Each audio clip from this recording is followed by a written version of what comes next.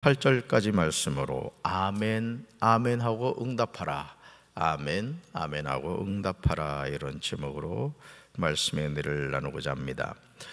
임기응변이란 사자성어가 있습니다. 이것은 그때그때 처한 형편에 맞추어 그 자리에서 결정하거나 처리하는 것을 말합니다.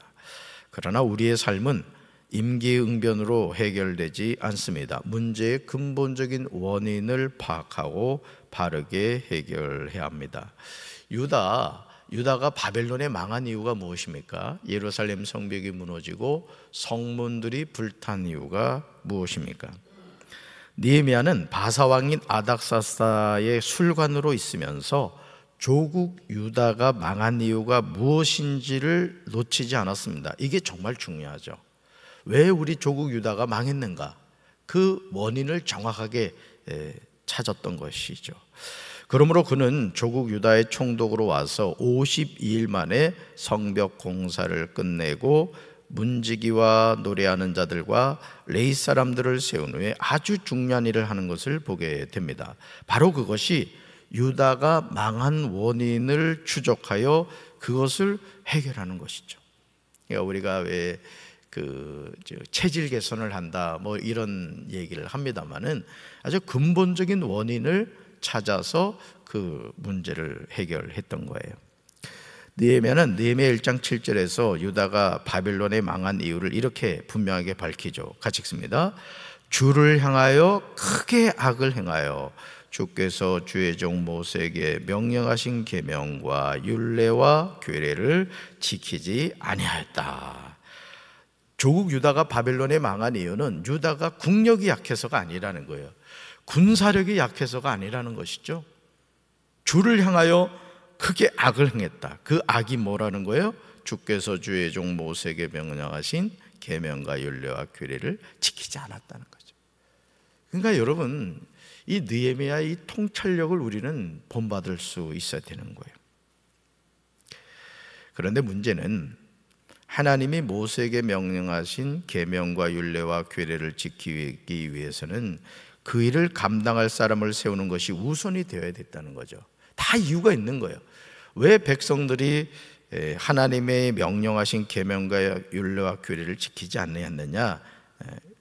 그 일을 감당할 세우는 것이 어느 순간 스물스물 사라지고 말았다는 거죠. 그래서 느헤미야가 한 일은 느헤미야 7장 73절을 보시면, 여러분 성경 한번 보세요. 느헤미야 7장 73절 보시면 누굴 세웠어요? 제사장들과 또요 레위 사람들과 또요 문지기들과 또요 노래하는 자들을 세운 거예요. 이들이 하는 일이 뭐예요? 하나님의 성전을 관리하고 지키는 일이었습니다. 제사장 뭐 하는 사람이에요? 하나님께 예배드리는 일을 하는 사람이죠. 레위인들, 하나님의 명령과 규례와 그 율례를 가르치는 일을 하는 일을 했던 거예요. 그래서 저는 우리 교회 학교 지금 사실 뭐 인원이 그렇게 많이 모이진 않습니다만 60에서 70명입니다. 사실 뭐 한 사람이 하려고 해도 뭐 못할 것 없죠. 그렇죠? 그렇지만 유치부 교회도 우리 간사님을 세우고 어린이교회도 전도사님 세우고 청소년교회, 청년교회 이렇게 사역자들을 세우는 이유가 각 부서를 영적으로 책임질 리더들이 있어야 되기 때문에 그런 거예요. 지금 이제 청소년교회 우리 김현 전사님 오늘 새벽 예배 나오셨습니다만은 우리 전사님 부임하신 이후 지금 학교를 이렇게 신방을 하고 있단 말이에요. 너무너무 내가 칭찬해 줬어요. 사실은 여러분 학교에 나를 이렇게 영적으로 지도하는 전도사님이 찾아온다, 되게 기분 좋거든요.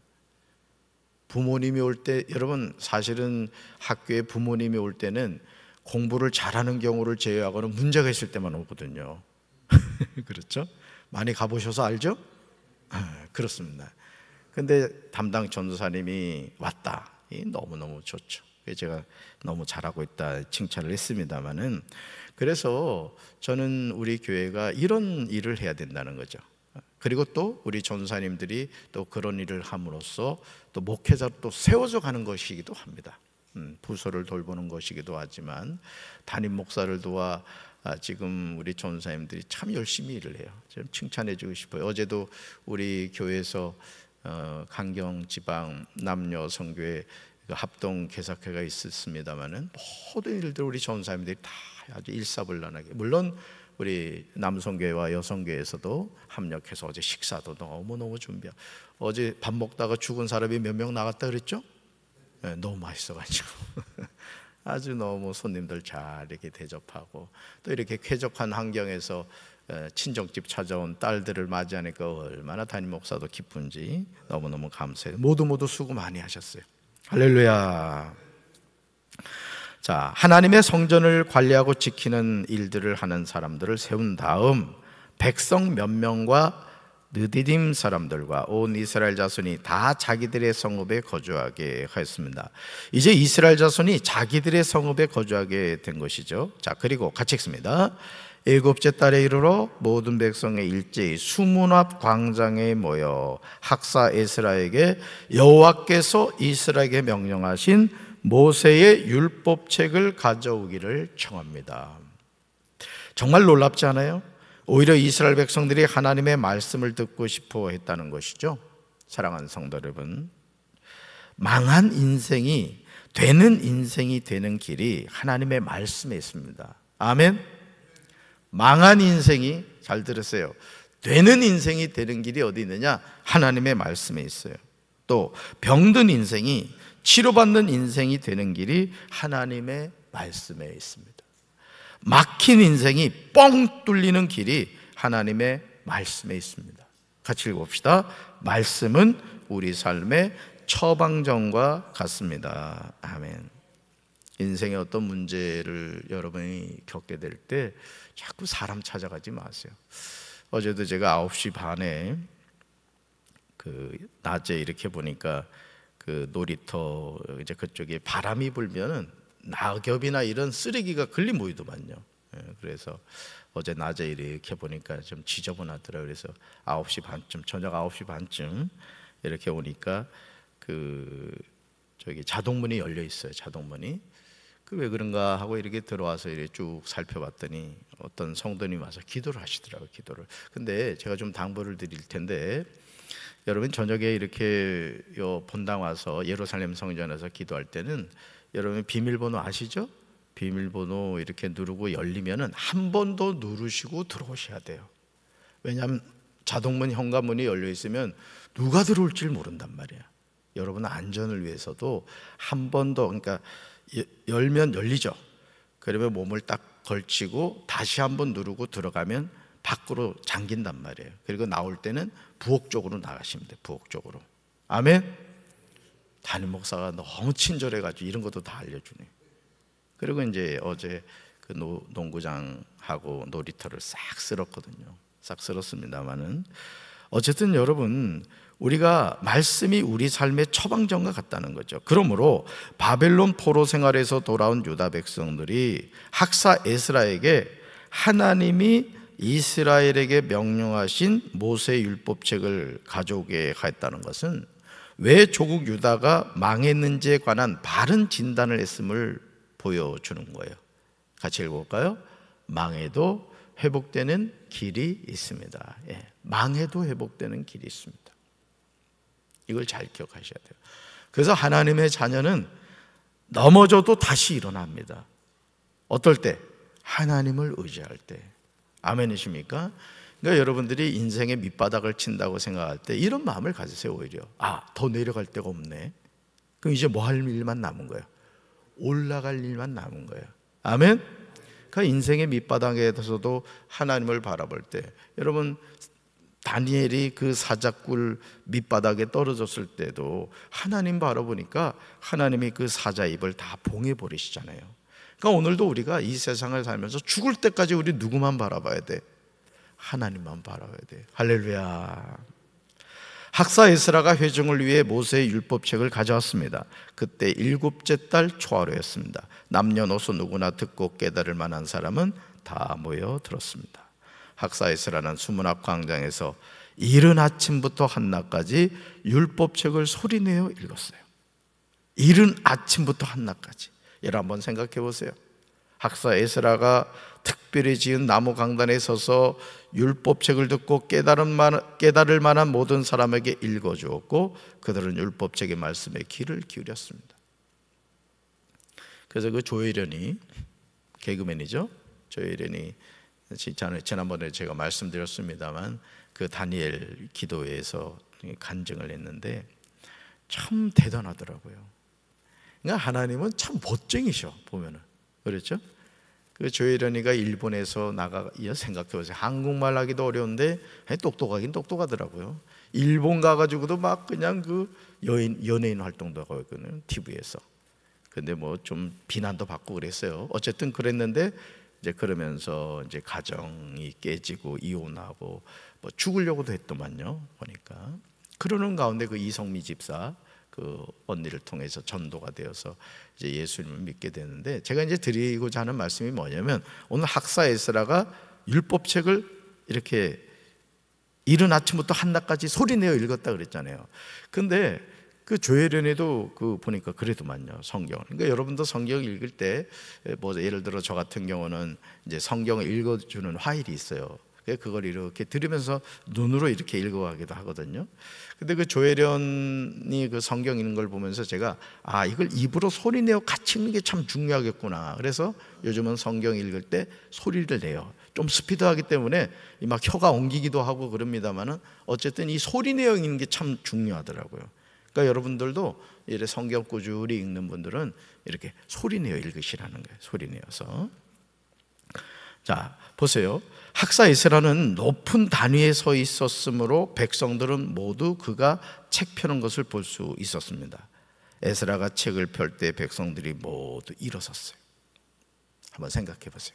자, 뭐 율법책이라고 해서 작은 게 아닙니다. 어떻게 보면 거의 그 파피루스 개념으로 보면 되겠죠. 이건 큽니다, 커. 근데 그걸 이런 강단을 만들어 놓고 거기서 쫙 말씀을 펼쳤단 말이에요. 자, 새벽인데 한번 해봅시다. 혹시 일어나는데 불편한 분 없죠? 자, 이제 제가 학사 에스라요. 자, 율법책을 가져왔습니다. 자, 그리고 이제 쫙 근엄한 표정을 짓고 쫙. 일어나라고요, 얼른. 다 일어나봐요. 지금 졸다가 그러죠. 이렇게 됐다는 얘기예요. 아시겠죠? 그래 이제 딱 읽었을 때 두 번 아멘 아멘 해보세요. 자, 시작. 그랬다는 얘기예요. 앉으세요. 그만 앉아 있으면. 자, 그래서 에스라가 책을 펼 때 백성들이 모두 일어섰다는 거죠. 오늘 우리도 이런 자세가 있어야 됩니다. 그래서 여러분이 교회 나오실 때 불편하더라도 성경을 꼭 가져오셔야 됩니다. 아멘? 그냥 빈손으로 털렁털렁 오지 말란 말이에요. 그래도 여러분 이게 하나님의 무기인데 하나님의 말씀을 이렇게 가지고 와야죠. 그럼요. 하나님의 말씀을 펼칠 때 모든 백성이 일어섰다는 것은 하나님을 향한 경외심을 가졌다는 뜻입니다. 우리가 어찌 하나님의 말씀을 앉아서 들을 수 있겠느냐, 이런 뜻이에요. 그러니까 여러분, 우리가 사람이 마음가짐이 참 중요하거든요. 이게 말씀을 들을 때도 여러분이 아주 사모하는 마음으로 들으셔야 됩니다. 저는 제가 이렇게 부담임 목사 생활을 하면서 그 하기교에서 담임 목사님한테 배웠던 게 뭐냐면은, 물론 자리 자체가 이제 담임 목사님이 앉는 자리가 맨 앞에 있었긴 했습니다만은 집회를 하든 예배를 드릴 때 항상 목사님이 앞에 앉으시더라고요. 또 부목사 생활 오래 하다 또 그것도 배우잖아요. 그래서 저도 홍성제일교회 있을 때도 무슨 부흥회를 하거나 이럴 때는 맨 앞에 앉았어요. 맨 앞에. 왜냐하면 제가 우리 전사님들한테도 늘 하는 얘기지만은 목회자가 예배 생활을 잘해야 돼요.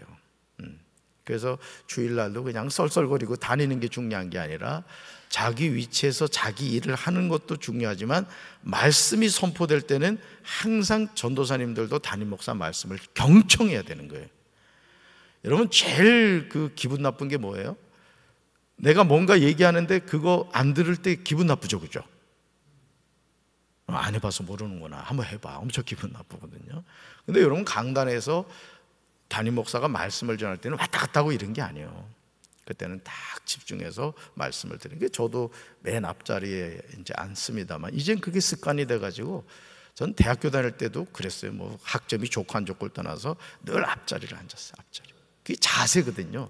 뭐든지 그 사람의 자세를 보면 그 다음을 볼 수가 있는 거예요. 나는 우리 사랑하는 성도 여러분들이 늘 하나님의 말씀을 사모하는 성도들 되길 주님의 이름으로 축원합니다. 느헤미야 8장 6절을 주목해서 보시면 우리는요, 가슴 뭉클한 놀라운 장면을 보게 됩니다. 6절 같이 읽습니다. 에스라가 위대하신 하나님 여호와를 송축하며 모든 백성이 손을 들고 아멘 아멘 하고 응답하고 몸을 굽혀 얼굴을 땅에 대고 여호와께 경배하니라. 아멘. 사랑하는 성도 여러분, 에스라가 하나님이 명령하신 모세 율법책을 펼칠 때 모든 백성이 뭐 했다고요? 일어섰습니다. 또 에스라가 위대하신 하나님을 송축할 때 모든 백성이 손을 들고 아멘 아멘 두 번씩 응답하고 몸을 굽혀 얼굴을 땅에 대고 경배하였습니다. 오늘 성도들의 일상생활에서 가장 위협을 받는 것이 예배 생활입니다. 우리는 이 부분을 단순하게 보면 안 됩니다. 예배는 우리 영혼의 생명과 같은 거예요. 하나님은 지금도 예배하는 사람을 찾고 있습니다. 그러므로 예배는 중단되면 안 될 줄로 믿습니다. 우리 성도들 내가 칭찬해 주고 싶은 게, 제가 부임한 이후 이 코로나 2020년 12월 달이면 그냥 코로나 정점이잖아요, 그죠? 그런데도 예배를 늘 사모하고, 물론 담임 목사가 또 그런 믿음의 결단을 했습니다만은 어쨌든 그래도 성도 여러분들이 같이 나와가지고 예배 드리고 그랬잖아요. 그때 우리 새벽 예배를 이 예루살렘 성전으로 옮겼단 말이에요. 하나님 그런 걸 기뻐하는 거예요. 지금도 많은 교회들이 그때 그냥 너무 코로나에 은혜 받아가지고 꼭 성전에서만 예배 드려야 되느냐, 이런 엉뚱한 소리 해가지고 말이죠. 목사님들, 그것도 이름 있는 목사들이 그런 얘기를 하니까 다 본받아가지고 지금 예배가 모여지지 않는 교회가 많다는 거예요. 에스라가 특별히 지은 나무 강단에 서서 하나님의 말씀을 읽고, 에스라의 곁 오른쪽에 있던 사람들이 하나님의 율법책을 백성들이 알아듣기 쉽게 읽어줬습니다. 그리고 그 뜻을 설명해 주었으므로 백성들은 그들이 읽어주는 말씀을 깨달았습니다. 여러분, 이게 무슨 말이냐면, 지금 학사 에스라가 율법책을 이렇게 펼쳤는데 이 율법책이 뭐로 기록되어 있어요? 히브리어로 기록되어 있단 말이에요. 히브리어로. 근데 바벨론 포로 생활을 몇 년 동안 했어요? 70년 동안 했단 말이야. 그러니 바벨론에 가 살던 사람들은 이제 모국어를 잊어버렸단 말이야. 아람어를 안단 말이죠. 그러니까 알아들어요, 못 알아들어요? 제가 여러분 여기서 갑자기 영어로 설교를 하면 여러분들은 똑똑해서 알아듣지? 그러니까 통역을 해줘야 되는 거예요, 통역을. 그러니까 학사 에스라가 히브리어로 모세 율법책을 읽으면 좌우에 있는 사람들이 그거를 아람어로 이렇게 다시 번역해 주었다, 이런 뜻입니다. 그리고 그 뜻을 설명해 주므로 백성들이 이제 그들이 읽어주는 말씀을 깨달았던 거죠. 그러자 느헤미야 8장 9절에요, 놀라운 일이 일어나요. 저는 오늘도 이 은혜가 회복돼야 한다고 믿습니다. 하나님의 말씀을 들을 때 우리는 회개하고 돌이켜야 할 줄로 믿습니다. 같이 읽습니다. 백성이 율법의 말씀을 듣고 다 우는지라. 총독 느헤미야와 제사장 겸 학사 에스라와 백성을 가르치는 레위 사람들이 모든 백성에게 이르기를, 오늘은 너희 하나님 여호와의 성일이니 슬퍼하지 말며 울지 말라 하고. 아멘. 하나님의 말씀을 들었을 때 모든 백성이 다 뭐 했다고요? 울었다는 거예요. 우리가요, 말씀을 들을 때 울어야 됩니다. 하나님의 은혜에 감동해서 울어야 되는 거예요. 오늘도 이 세상을 보십시오. 소망이 보이지 않아요. 차별금지법, 인권조례, 이름은 그럴듯한데 결국 하나님의 질서를 파괴하는 법안들입니다. 우리는 이런 것들과 말씀으로 싸워 승리해야 될 줄로 믿습니다. 그렇지 않으면 우리는 인권이라는 이름으로 신권에 도전하는 죄악을 짓게 될 것입니다. 여러분, 인권이 우선이에요? 신권이 우선이에요? 신권이 우선이죠. 사람이 먼저예요? 하나님이 먼저예요? 하나님이 먼저인 거예요. 그렇다고 하나님이 사람을 무시합니까? 하나님이요, 저와 여러분을 얼마나 사랑하면 독생자 예수 그리스도의 생명을 주셨겠느냐고. 여러분들은 보배로운 하나님의 백성이라고요. 하나님의 눈에 넣어도 아프지 않을 너무나 존귀한 하나님의 자녀라고요. 그러니까 우리가 하나님을 어떻게 사랑해야 돼요? 하나님이 우리를 사랑하시듯 우리도 하나님을 사랑해야 돼요. 할렐루야. 나라와 민족을 위하여, 조국 대한민국을 위하여 눈물을 흘리는 성도 10명이 있다면 하나님은 이 민족을 긍휼히 여겨 주실 줄로 믿습니다. 대통령 잘 만나서 우리나라 잘 되는 거 아니에요. 하나님을 우리가 바라보고 믿음의 백성들이 더 깨어서 기도할 때 하나님이 보호하사 우리나라 만세인 줄로 믿습니다. 우리는 애국가 부를 때도 하느님이 보호하사 하면 안 돼요. 하늘님은 모든 그냥 신을 포함하는 거라고. 우리나라가 원래 기독교가 들어오기 전에도 하늘 신을 믿었단 말이에요. 범신론적인 개념이에요. 천주교는 그 하느님이라고 합니다만 우리는 하나님이에요. 하나님, 따라서 하나님. 애국가 부를 때도 하나님이 보호하사 우리나라 만세라고 해야 돼요. 할렐루야. 저와 여러분이 바로 그 한 사람이 되어야 돼요. 하나님만이 조국 대한민국의 소망이고 길임을 믿습니다. 니에미야 8장 10절에서 에스라가 하는 말을 주목해 보시기 바라요. 같이 읽습니다. 이 날은 우리 주의 성일이니 근심하지 말라. 여호와로 인하여 기뻐하는 것이 너희의 힘이니라. 아멘. 너무 멋지잖아요. 여호와로 인하여 기뻐하는 것이 너희의 힘이니라. 집 사놨더니, 아파트 사놨더니 아파트 값 올랐다고 할렐루야 이게 아니라 여호와로 인하여 기뻐하는 거야. 예수님이 좋은 걸 어떡합니까? 어깨춤 추면서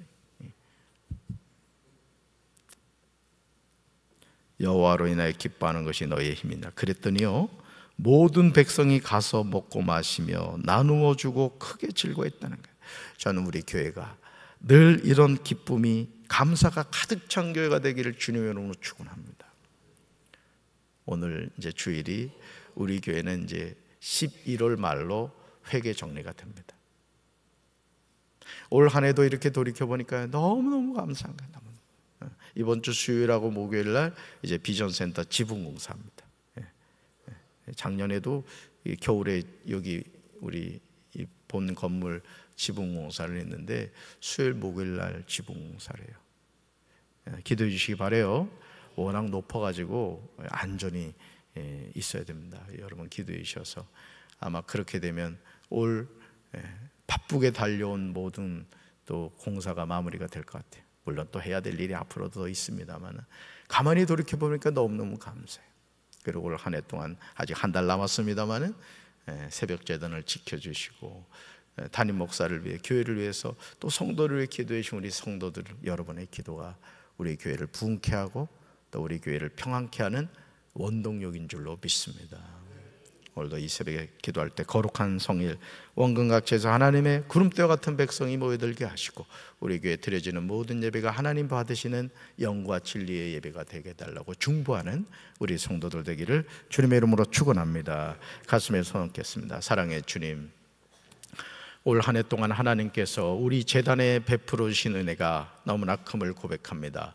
여호와로 인하여 기뻐하는 것이 너희의 힘이라고 했습니다. 세상 것 때문에 기뻐하고 즐거워하는 인생 되지 않게 도와주시고 하나님 때문에 기뻐하고 하나님 때문에 감사할 줄 아는 믿음의 백성들 되게 하옵소서.